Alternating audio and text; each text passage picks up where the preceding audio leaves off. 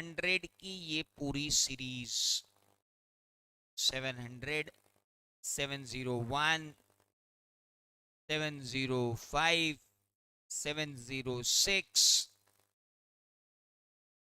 And 710, इतने standard इस particular point के अंदर हैं। तो ये करीब करीब 1 घंटे का डिस्कशन और है। तो एक काम करते हैं, 5 मिनट का एक ब्रेक ले लेते हैं, क्योंकि ये चैप्टर बड़े ड्राई ड्राई चैप्टर है, इतने कहना चाहिए अच्छे चैप्टर नहीं है कि आपको इंटरेस्ट बना रहेगा। तो एक ब्रेक ले लेते हैं, उसके बाद इसको ख़त्म करते हैं, उसके बाद कंपनी ऑडिट शुरू करेंगे। 5 मिनट का एक छोटा सा break, just a break of 5 minutes. उठ लीजिए, घूम फिर लीजिए, and then will come again.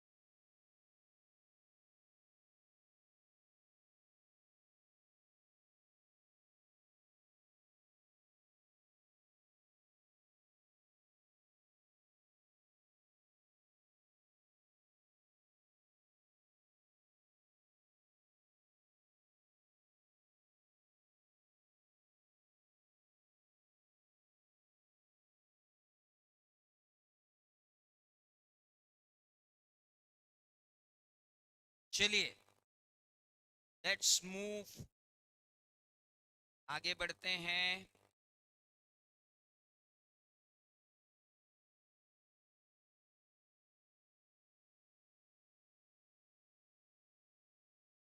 ऐसे 700 सीरीज के साथ चलिए 700 सीरीज, सबसे पहला आता है forming an opinion and reporting on financial statement. भैया हमें ओपिनियन फॉर्म करना है। ओपिनियन कैसे फॉर्म करूंगा?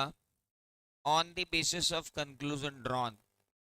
कंक्लूजन कैसे ड्रॉ करूंगा? On the basis of evidence obtained. और फिर एक्सप्रेस करूंगा as per standards on auditing, written report के थ्रू। तो अगर कोई मुझसे पूछे कि ऐसे 700 में ऑडिटर का ऑब्जेक्टिव क्या है, तो बड़ा सिंपल है, to form opinion on financial statement based on the evaluation of the conclusion drawn from the audit evidence obtained। पहले दिन से अपनी प्रोसेस क्लियर है कि पहले ऑडिट एविडेंस आएंगे, एविडेंस से कंक्लूजन आएंगे, कंक्लूजन से ओपिनियन देंगे, और ओपिनियन देना ही अपना क्या है? ऑब्जेक्टिव। अब इसे रटने की तो कोई जरूरत ही नहीं। क्या है भैया ऑडिटर का ऑब्जेक्टिव? ओपिनियन फॉर्म करना। किस पर? फाइनेंशियल स्टेटमेंट पर। कैसे? Based on the evaluation of audit conclusion. वो कहां से आएगी? Drawn from the audit evidence obtain. और फिर ओपिनियन बना के रखना थोड़ी, एक्सप्रेस करना है through a written report. Okay. Form of opinion कितने होते हैं बाबा? Unmodified opinion and modified opinion. Modified opinion मतलब क्वालिफाइड ओपिनियन या डिस्क्लेमर ओपिनियन या एडवर्स ओपिनियन। हेलो। और अनमॉडिफाइड ओपिनियन मतलब when auditor is satisfied is as reasonable assurance that financial statement are free from material misstatement, we would say he will issue an unmodified opinion। लेकिन अपने को तो 4 opinion बताए गए थे। ये form of opinion, types of opinion नहीं है। टाइप्स ऑफ ओपिनियन 4 है: अनक्वालिफाइड, क्वालिफाइड, एडवर्स और डिस्क्लेमर। याद आई मेरी बात क्या आप लोगों को?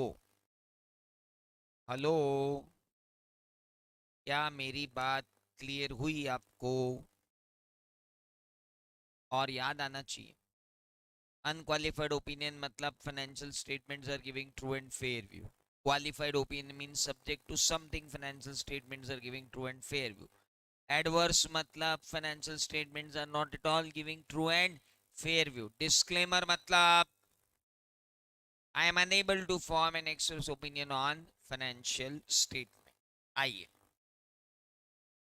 अब बात आती है कि ऑडिटर की रिपोर्ट के एलिमेंट्स क्या होते हैं। सर, ऑडिटर की रिपोर्ट में सबसे पहले होता है टाइटल, और वो टाइटल होता है इंडिपेंडेंट ऑडिटर्स रिपोर्ट। जो टाइटल होता है, that title is independent auditors report. उसके बाद होता है एड्रेसी। एड्रेसी में क्या होता है? प्रोप्राइटर है, पार्टनर है, शेयर होल्डर्स हैं, जो भी। उसके बाद होता है ऑडिटर का ओपिनियन। कई बार 4 नंबर में ये भी प्रॉब्लम आ जाता है कि ऑडिटर के ओपिनियन में क्या क्या चीजें इंक्लूड होती हैं। तो सर, ऑडिटर के ओपिनियन में पहले तो उस एंटिटी का नाम आता है कि जिसके फाइनेंशियल स्टेटमेंट ऑडिट हुए। उसके बाद ये फैक्ट आता है कि साहब फाइनेंशियल स्टेटमेंट ऑडिट हुए। उसके बाद फाइनेंशियल स्टेटमेंट के हर कंपोनेंट को लिखा जाता है कि balance sheet, P&L, cash flow statement audit हुए हैं। फिर उसमें लिखा जाता है कि उसमें notes to the accounts, summary of significant accounting policy भी इंक्लूड है। फिर उसमें लिखा जाता है किस डेट और किस पीरियड के फाइनेंशियल स्टेटमेंट। मालिक, कई बार ये क्वेश्चन आ जाता है कि ऑडिटर के ओपिनियन पैराग्राफ में क्या क्या आएगा। उस एंटिटी का नाम आएगा, ये फैक्ट आएगा कि फाइनेंशियल स्टेटमेंट का ऑडिट हुआ है, फाइनेंशियल स्टेटमेंट के कंटेंट्स आएंगे, समरी, सिग्निफिकेंट अकाउंटिंग पॉलिसी सहित, एंड डेट और पीरियड जो कवर किया गया है वो आएगा। Got it? फिर आता है basis of opinion. Basis of opinion में ये स्टेटमेंट होता है कि हमने स्टैंडर्ड ऑन ऑडिटिंग के थ्रू ऑडिट किया,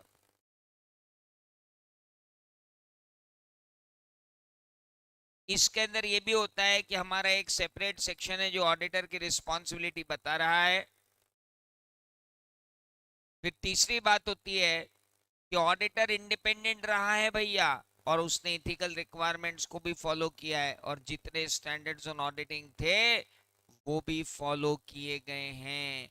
और ये फैक्ट भी होता है कि ऑडिटर ये विश्वास करता है कि उसके पास sufficient and appropriate audit evidence आ गए।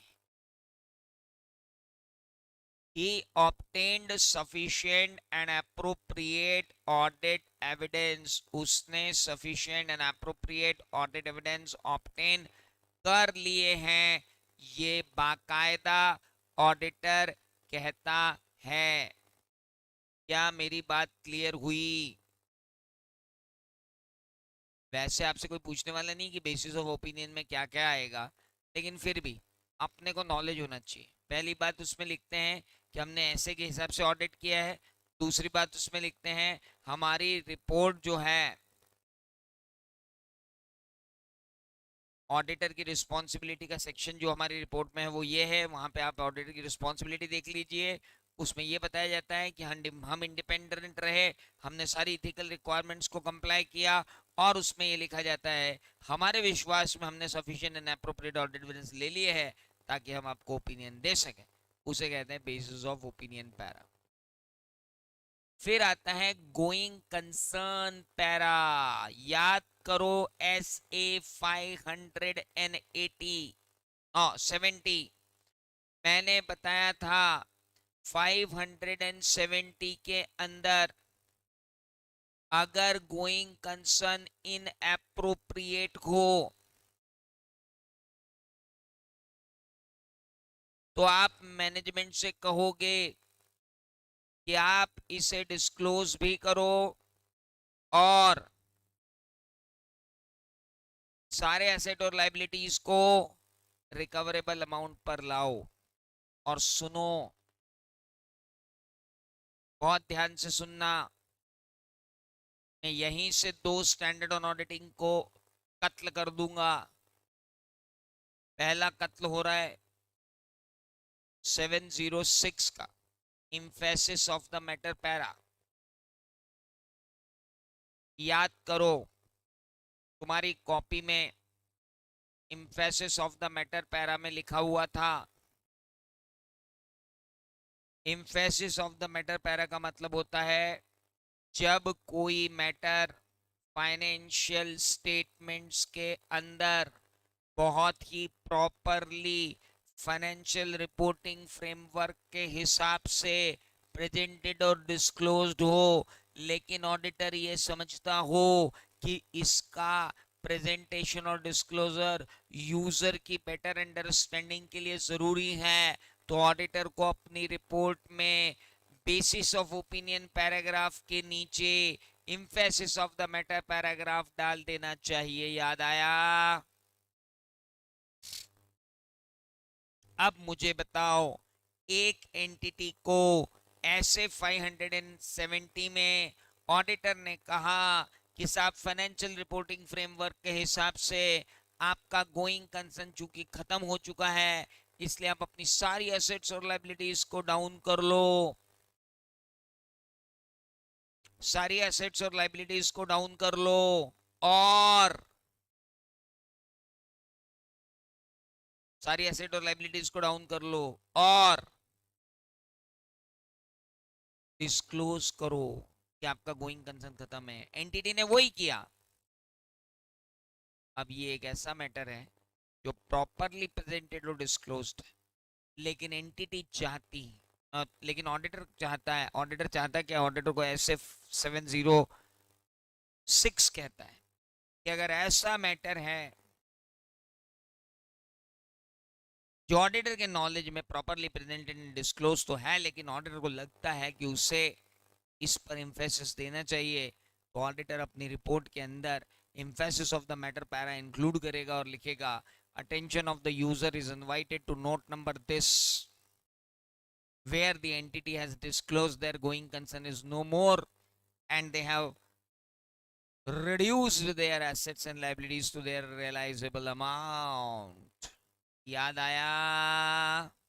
लेकिन वही ऐसे 570 कहता है कि अगर going concern assumption materially uncertain हो, मैंने दो अलग अलग बातें बताई थी, एक गोइंग कंसर्न खत्म हो चुका, खत्म हो चुका तो 570 के हिसाब से डिस्क्लोज करो, और 570 के हिसाब से रियलाइजेबल अमाउंट पे लाओ, ले आए, वेरी गुड। साथ में ऐसे 706 के हिसाब से इम्पेसिस भी दे दो, दे दी, वेरी गुड।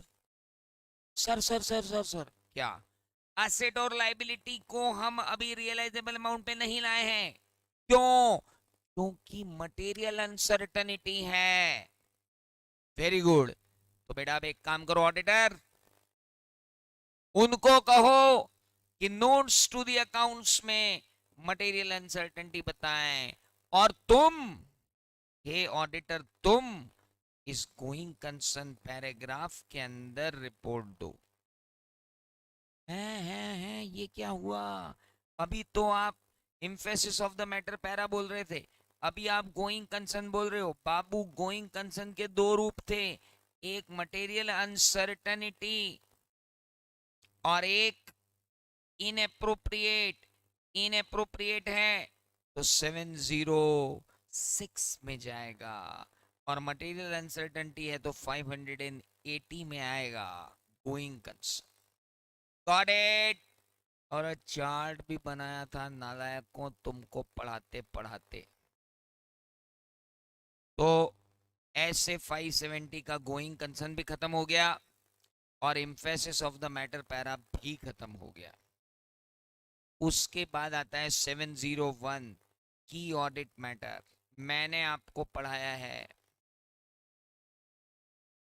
की audit matter means those significant matter which arose during the audit and which is communicated to management and those charged with governance, and out of those matters which have been communicated to those charged with governance, auditor, if thinks that some matters are there to be disclosed in the audit report for better understanding of the financial statement, he may add one paragraph in his audit report which is known as key audit matters। की audit matter में कौन कौन से matter शामिल होते हैं? मान लो entity ने यूज इन्वेंट्री पाल रखी हुई है, किसकी? रेडीमेड गारमेंट्स की। कोविड में ऑर्डर कैंसिल हो गए, ढेर सारी इन्वेंट्री है, आज तो ये इन्वेंट्री की वैल्यू जो है कॉस्ट से ऊपर है, लेकिन निश्चित ही अगले साल इतना ये बेच नहीं पाएंगे। तो user of the financial statement को मैं बताना चाहता हूं कि सर इतनी इन्वेंट्री पड़ी है कोविड के कारण इनकी, आज तो वैल्यू डाउन नहीं है, आगे जाके भजन होने वाले हैं, ये बताना पड़ेगा। इन्होंने जो अकाउंटिंग एस्टिमेट लिया है उसकी रेंज बहुत बड़ी है। अगले 10 साल में वो अकाउंटिंग एस्टिमेट हो सकता है कि सही भी बैठ जाए, गलत भी हो जाए, पर ये बात मुझे आपको बतानी है। तो भाई ऐसे मैटर जो ऑडिटर के नॉलेज में आते हैं ड्यूरिंग द ईयर, और ये मैटर ऑडिटर पिक करता है उन मैटर्स में से जो ऑलरेडी कम्युनिकेटेड हैं to management and those charged with governance, जिन्हें ऑडिटर चाहता है कि वो अपनी रिपोर्ट में इंक्लूड करे। तो बेसिस ऑफ ओपिनियन पैराग्राफ के नीचे की ऑडिट मैटर पैराग्राफ में उन्हें इंक्लूड किया जा सकता है। ध्यान रहे, ध्यान रहे कि ऑडिट मैटर में वो पैरा बिल्कुल इंक्लूड नहीं होगा जिसे 570 ने गोइंग कंसर्न लिया हुआ है। ऐसे 701 में की ऑडिट मैटर वो बिल्कुल नहीं होगा जिसके ऊपर ऑडिटर ने अपना ओपिनियन या तो 700 या 705 में दे दिया है। यानी अगर आपने किसी चीज के बारे में क्वालिफाइड ओपिनियन दे दिया, एडवर्स ओपिनियन दे दिया, डिस्क्लेमर ओपिनियन दे दिया, या ओपिनियन ही दे दिया, तो उसके बारे में आपको की ऑडिट मैटर बताने की जरूरत नहीं है। यानी अगर कोई चीज 700, 705, 570 या 706 में, कौन कौन से बोले मैंने? 700, 705, 570 और 706, इन चार में अगर डिस्क्लोज्ड है तो 701 में डिस्क्लोजर देने की जरूरत नहीं है। उसके बाद आपको ऑडिटर की रिस्पॉन्सिबिलिटी बतानी पड़ेगी फाइनेंशियल स्टेटमेंट के बारे में। उसके बाद ऑडिटर अपना ओपिनियन दे देगा। ये तो सब फालतू की बात है। ऑडिटर की लोकेशन आएगी, अदर रिस्पॉन्सिबिलिटी आएगी, सिग्नेचर ऑफ द ऑडिटर आएंगे, प्लेस ऑफ सिग्नेचर आएगा, डेट ऑफ ऑडिटर रिपोर्ट आएगा, यूडिन बड़ा important, unique distinct identification number, UDIN. जब चार्टर्ड अकाउंटेंट अपनी तरफ से कोई भी पेपर पर चार्टर्ड अकाउंटेंट के साइन करता है, उसे institute of chartered accountants of India के पोर्टल पर जाकर एक यूडिन नंबर जनरेट करना होता है, और उस यूडिन नंबर को उस पेपर पर लिखना होता है जिस पेपर पर ऑडिट रिपोर्ट जा रही होती है, ताकि इंस्टीट्यूट के पास हमेशा ये रिकॉर्ड रहे सत्यता प्रमाणित करने के लिए कि हाँ भाई ऑडिटर की ऑडिट रिपोर्ट इंस्टीट्यूट के पास रजिस्टर्ड है। उसके लिए यूडिन जनरेट करना हो, that is called UDIN. Okay, अच्छा एक बात बताओ, अनक्वालिफाइड ओपिनियन कब दिया जाता है? मैंने आपकी कॉपी में लिखवाया है, यहाँ तो नहीं दिख रहा है लेकिन वहां है।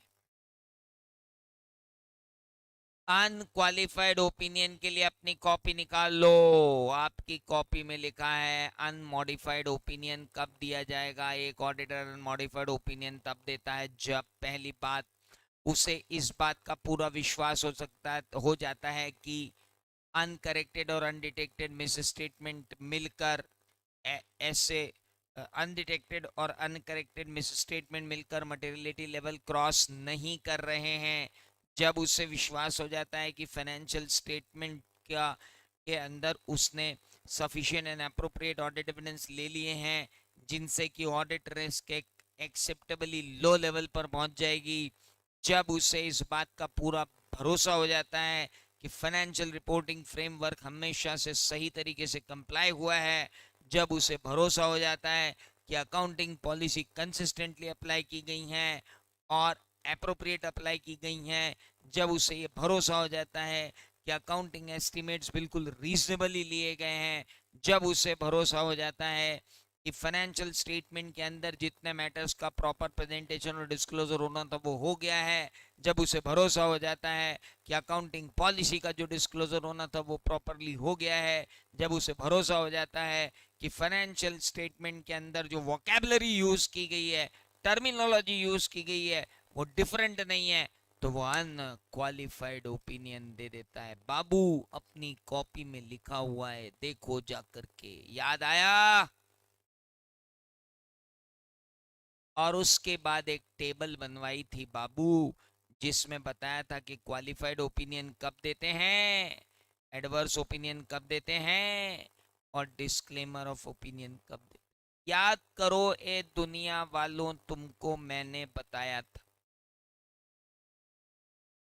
क्वालिफाइड ओपिनियन देने के दो तरीके हैं। जब ऑडिटर के पास sufficient and appropriate audit evidence है और ये कंक्लूजन है कि मिस स्टेटमेंट तो है, लेकिन वो मिस स्टेटमेंट इंडिविजुअली और एग्रीगेट मटेरियल तो है लेकिन परवेसिव नहीं है। मटेरियल एंड परवेसिव की बात समझ में आई? मटेरियल तो है लेकिन परवेसिव नहीं है, ये बात मेरी समझ में आई आपको या नहीं आई? मटेरियल तो है पर परवेसिव नहीं है।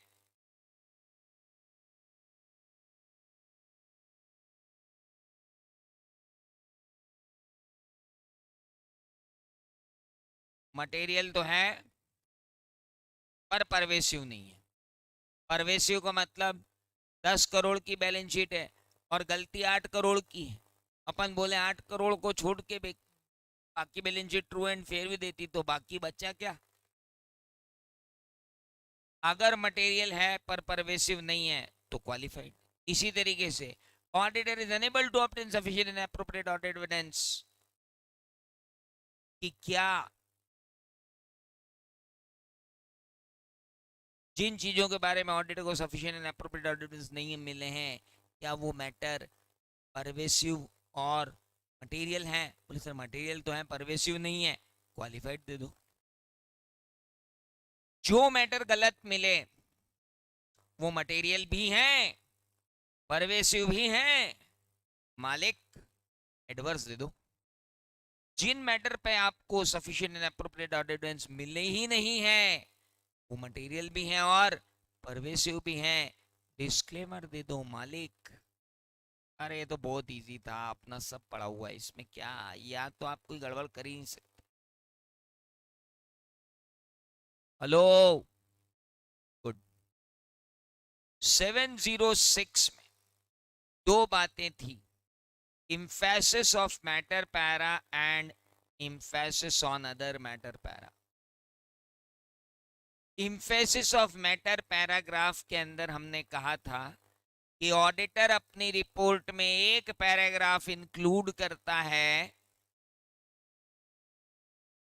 ऑडिटर अपनी रिपोर्ट में एक पैराग्राफ इंक्लूड करता है। कब? emphasis of matter para किसको कहते हैं? when a paragraph is included in the auditor's report about a matter which is properly presented and disclosed in financial statement, but auditor is of opinion that its emphasis will enhance the understandability of the financial statement, he should include a matter in his auditor's report. Simple. And what is other matter? जब auditor paragraph include करता है उन matter के लिए जो presented और disclose नहीं financial statement other than the matter presented and disclosed in financial statement, लेकिन किस लिए? ऑडिटर की अपने जजमेंट के लिए, ऑडिटर की अपनी रिस्पॉन्सिबिलिटी के लिए, ऑडिटर की यूजर को ऑडिट समझाने के लिए। तो हम कहते हैं other matter paragraph. Other matter paragraph का एग्जांपल क्या है?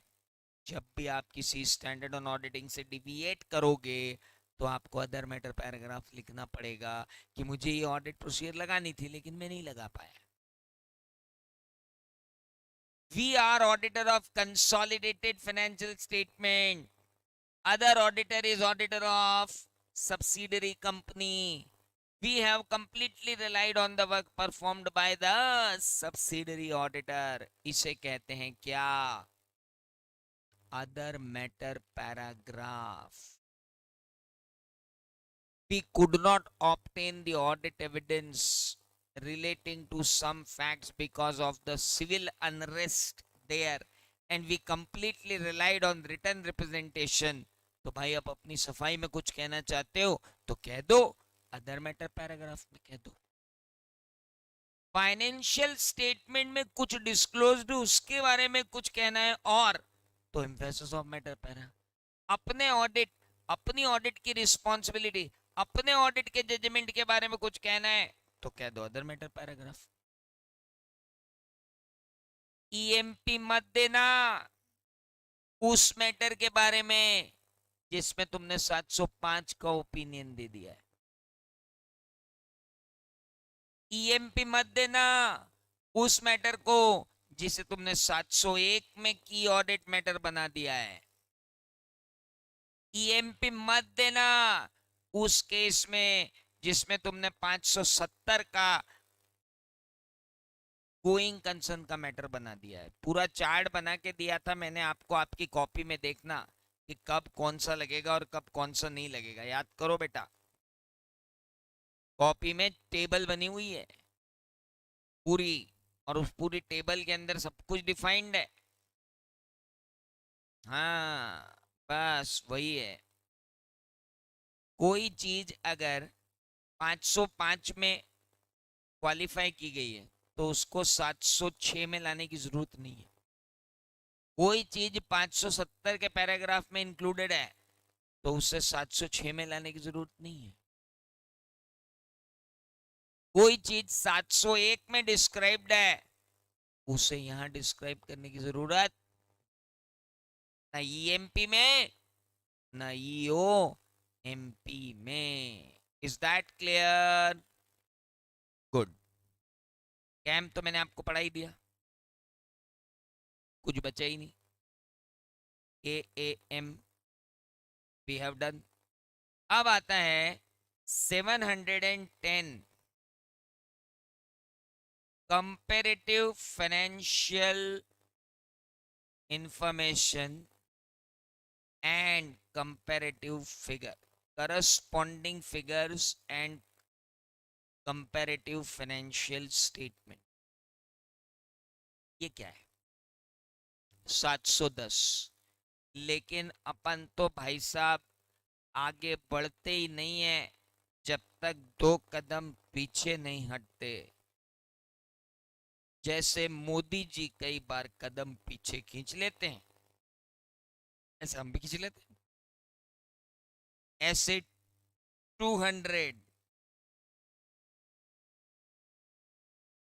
overall objectives of the independent audit and conduct of an audit in accordance with standards on auditing 210, agreeing the terms of audit engagement 220, quality control in audit of financial statement 230, audit documentation 240, responsibility of audit in relation to in relation to fraud in audit of financial statement 299, joint auditors, joint audit of financial statement 299, 300 audit plan 315, identifying and assessing the risk of material misstatement and risk of material statement through understanding the entity and its environment, 320 materiality in audit of financial statement, 500 audit evidence, 501 audit evidence specific consideration for selected item, 505 external confirmation, 510 505 के बाद 510 जी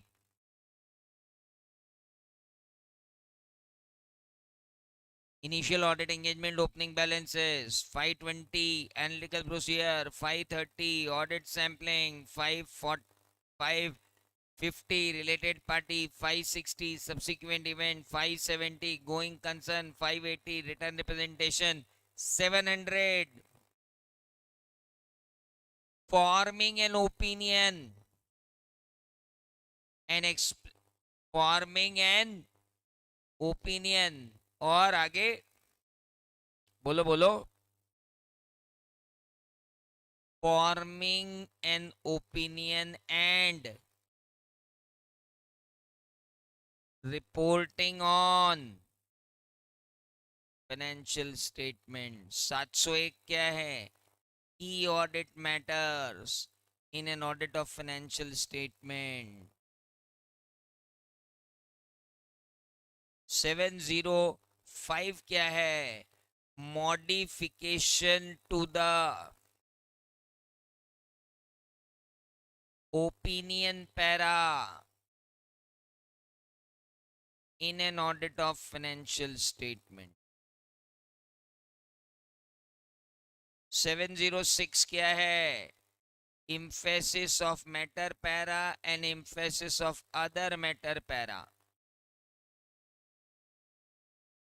emphasis of matter para and emphasis of other matter para in an audit of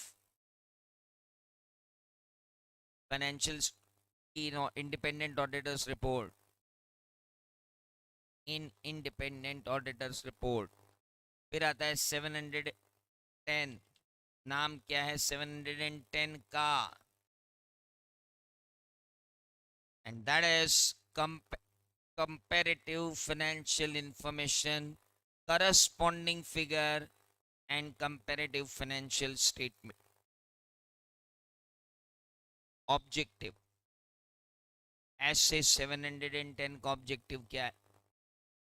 sufficient and appropriate audit evidence लेना कि क्या comparative financial information जो दी गई है वो comparative financial information which is given, whether जो comparative financial information दी गई है वो ट्रू एंड फेयर व्यू दे रही है या नहीं दे रही है। दूसरी बात, अगर नहीं दे रही है तो फिर इस ऐसे के हिसाब ओपिनियन दो। हेलो, इस ऐसे के हिसाब से आपको फिर ओपिनियन एक्सप्रेस करना है। Is that clear? आगे बढ़े क्या? चलिए नेक्स्ट। कंपैरेटिव इंफॉर्मेशन मतलब ऐसे अमाउंट और ऐसे डिस्क्लोजर जो फाइनेंशियल स्टेटमेंट के अंदर वन और मोर प्रायर पीरियड के ऐसे फैक्ट्स और फिगर्स जो फाइनेंशियल स्टेटमेंट के अंदर इनकॉर्पोरेटेड हैं। amounts and disclosures included in the financial statement in respect of one or more prior period in accordance with applicable FRF। दूसरा, करस्पॉन्डिंग फिगर कौन? देखो, कंपैरेटिव इंफॉर्मेशन मतलब क्या होता है? ऐसे अमाउंट और ऐसे डिस्क्लोजर जो करंट पीरियड के साथ दिए गए, इसलिए ताकि प्रीवियस पीरियड ताकि करंट पीरियड को प्रॉपरली एनालाइज किया जा सके। वो दो टाइप के होते हैं, एक करस्पॉन्डिंग फिगर, एक कंपैरेटिव फाइनेंशियल स्टेटमेंट। इंडिया में कौन से चलते हैं बताओ, और कौन से नहीं पाए जाते? Comparative financial statement. Corresponding figure का मतलब क्या होता है? जब अमाउंट और disclosure included as integral part of the current financial statement as read only figures, मतलब करंट कॉलम के साथ प्रीवियस ईयर का कॉलम जब चलाया जाता है तो उसे कहते हैं corresponding figure. Level of detail जो प्रीवियस ईयर के कॉलम में होती है वो उतनी ही होती है जितनी करंट ईयर के कॉलम में। यानी प्रीवियस ईयर की इंफॉर्मेशन कितनी डिटेल में होगी ये डिपेंड करेगा कि करंट ईयर की इंफॉर्मेशन को आपने कितने डिटेल में लिया है। Is that clear? यानी डोमिनेट कौन करेगा? करंट ईयर का फॉर्मेट। किस पे डोमिनेट करेगा? प्रीवियस ईयर के फॉर्मेट पे। इसके अच्छा, दूसरी बात, क्या करस्पॉन्डिंग फिगर के ऊपर ऑडिटर को अलग से रिपोर्ट देने की जरूरत है? नहीं। क्यों? क्योंकि करंट ईयर के फाइनेंशियल स्टेटमेंट का इंटीग्रल पार्ट है वो, इसलिए ऑडिटर को अलग से रिपोर्ट देने की जरूरत नहीं होती किस पर, करस्पॉन्डिंग फिगर्स में। लेकिन कंपैरेटिव फाइनेंशियल इंफॉर्मेशन मतलब वो अमाउंट और डिस्क्लोजर है प्रायर पीरियड के जो इंक्लूडेड है कंपैरिजन करने के लिए with financial statement of current period. मतलब इस साल की बैलेंस शीट के साथ पिछले साल के फिगर भी दे दिए। यानी अब अगर इस साल की बैलेंस शीट पे कोई ओपिनियन दे रहा है तो जरूरी नहीं है कि वो पिछले साल को कवर कर रहा हो। Is that clear? और लेवल ऑफ इंफॉर्मेशन इंडिपेंडेंट हो सकती है, क्योंकि करंट ईयर के फिगर से प्रीवियस ईयर के फिगर को कोई फर्क पड़ने वाला नहीं है, क्योंकि करंट ईयर का फाइनेंशियल स्टेटमेंट अलग है, प्रीवियस ईयर का फाइनेंशियल स्टेटमेंट अलग है दोस्त। Got it? अब करस्पॉन्डिंग फाइनेंशियल स्टेटमेंट के अंदर बात आती है कि when corresponding figures are presented, the auditor's opinion shall not refer to the corresponding figures। आपको corresponding figure के बारे में कुछ भी बोलने की जरूरत नॉर्मली नहीं है, लेकिन उसके 3 एक्सेप्शन हैं। अगर ऑडिटर की report on prior period qualified opinion रखती है, डिस्क्लेमर ओपिनियन रखती है या एडवर्स ओपिनियन रखती है, और वो मैटर जिसने प्रीवियस ईयर के फिगर, प्रीवियस ईयर की रिपोर्ट को क्वालिफाइड डिस्क्लेमर या एडवर्स किया था, वो मैटर अब तक सुलझा नहीं है, तो बाबू करंट ईयर का फिगर भी क्वालिफाई होगा और प्रीवियस ईयर का फिगर भी क्वालिफाई होगा। और अगर दोनों सुधार दिए तो अनक्वालिफाइड ओपिनियन दे दो, कौन मना कर रहा है? याद आया? अगर प्रीवियस ईयर की रिपोर्ट क्वालिफाइड है, डिस्क्लेमर है या एडवर्स है, तो अगर उन्होंने इसे नहीं सुधारा तो दोनों को रेफर करो, और सुधार दिया कोई बात नहीं, आप अपना ओपिनियन अनमॉडिफाइड दे दो।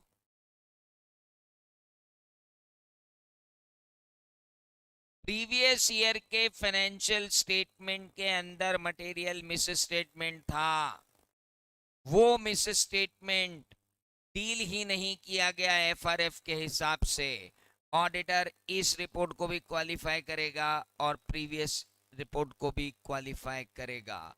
और अगर प्रीवियस ईयर के फाइनेंशियल स्टेटमेंट ऑडिटेड नहीं है तो पहले जाके ऐसे 510 लगाएगा, ओपनिंग बैलेंसेस को चेक करेगा, उसके बाद डिसाइड करेगा कि ये सही है या नहीं। एक्सेप्शन क्या है? कब आपको प्रीवियस पीरियड को अपनी रिपोर्ट में दिखाना पड़ेगा कि हमने प्रीवियस ईयर के फिगर का ऑडिट किया, उन पे ओपिनियन कब देना पड़ेंगे? प्रीवियस ईयर के ऑडिट रिपोर्ट अगर अनक्वालिफाइड है या डिस्क्लेमर है या एडवर्स है और इस साल उन्होंने उसको सुधारा नहीं है, तो आपको तो लेना ही पड़ेगा कि पिछले साल का क्या और इस साल का क्या। इस साल आपको पता चला कि पिछले साल के फाइनेंशियल स्टेटमेंट के अंदर मिस स्टेटमेंट था, हालांकि पिछले साल के ऑडिटर ने अनक्वालिफाइड ओपिनियन दिया था, लेकिन आपको पता चला रहा साल आप पागल बना रहे हैं। हम कहेंगे सुधारो, बंदा कहेगा नहीं सुधारते, हम प्रीवियस ईयर को भी क्वालिफाई कर देंगे, इस ईयर बोलेंगे इस ईयर को करें क्वालिफाई कि सुधार रहा है, इस ईयर को सुधार दिया तो भी प्रीवियस ईयर क्वालिफाई होगा, इस साल के ओपिनियन सही जाएगा। तीसरा, अनऑडिटेड फाइनेंशियल स्टेटमेंट, तो भाई ऐसे 510 लगाओ, सफिशिएंट एंड एप्रोप्रिएट ऑडिट लो, और अगर लगता है कि वो गलत है तो अपनी रिपोर्ट को लो, नहीं तो जाने दो। तो मेरे प्यारे बच्चों, ये था आपका 700 सीरीज का स्टैंडर्ड, एग्जैक्टली करीब करीब 1 घंटे का। ये हुआ खत्म सारे के सारे स्टैंड ऑन ऑडिटिंग। एक ऐसे 299 था, बड़ा इजी था, joint audit of financial statement, वो मैं ऐसे ही आपको रिवाइज करवा देता हूँ। Joint audit of financial statement में मैंने बताया था कि जॉइंट ऑडिटर कौन होता है। जब एक या एक से अधिक ऑडिटर एक फाइनेंशियल स्टेटमेंट का ऑडिट करते हैं साथ में और रिपोर्ट देते हैं वो भी साथ में, तो हम कहते हैं कि they are joint audit. Joint auditor की रिस्पॉन्सिबिलिटी जॉइंटली एंड सेवरली होती है। जॉइंट ऑडिटर सबसे पहले जॉइंट मीटिंग करते हैं, जॉइंट मीटिंग कर कर काम डिवाइड करते हैं, फिर वो जॉइंट ऑडिट एंगेजमेंट लेटर देते हैं। जॉइंट ऑडिट एंगेजमेंट लेटर देने के बाद वो सारे के सारे जॉइंट ऑडिटर्स जो हैं अपना अपना काम डिवाइड करते हैं। अपने अपने काम को डिवाइड करने के बाद हर जॉइंट ऑडिटर की अपने अपने काम के लिए इंडिविजुअल रिस्पॉन्सिबिलिटी होती है। बांटे गए काम का प्लानिंग करना, बांटे गए प्लान को सुपरवाइज करना, रिव्यू करना, वर्किंग पेपर लेना, ऑडिट एविडेंस लेना, फाइनेंशियल रिपोर्टिंग फ्रेमवर्क देखना, हर बंदे का इंडिविजुअल काम होता है और ये इंडिविजुअल काम उन्हें करना होता है। हेलो। इस काम को करते करते अगर उन्हें लगता है कि नहीं नहीं नहीं नहीं हमें कुछ परेशानी आ रही है और वो इस परेशानी को लेकर जॉइंट ऑडिटर की मीटिंग में जाते हैं और अगर जॉइंट ऑडिटर अपनी मीटिंग के अंदर कुछ डिसाइड करते हैं तो उस पूरे डिसीजन के लिए जिम्मेदार वो सारे के सारे जॉइंट ऑडिटर्स ही होते हैं। They all are responsible for the same. Hello. लेकिन उन्होंने डिसीजन बिल्कुल सही लिया, इसने जाकर सही नहीं लगाया, तो he will be individually responsible. Joint auditor usually तो एक ओपिनियन पर एग्री हो जाते हैं, लेकिन कभी कभी वो किसी पर्टिकुलर पॉइंट पे डिसएग्री हो जाए तो ये मत मानना कि मेजॉरिटी रूल अप्लीकेबल हो जाएगा, कि चार बोल रहे हैं कि अनक्वालिफाइड, एक बोल रहा है कि क्वालिफाइड, तो बोले चार मान लो और एक से रिजोल्यूशन पास अनक्वालिफाइड। नो, दोनों जॉइंट ऑडिटर जो अनक्वालिफाइड चाहते हैं वो अपनी रिपोर्ट दें, जो क्वालिफाइड चाहते हैं वो अपनी रिपोर्ट दें, और emphasis of other matter para के अंदर दिखाएं कि भाई दो रिपोर्ट जा रही है, यूजर्स देख लेना आपको कौन सी चाहिए। समझ में आई मेरी बात?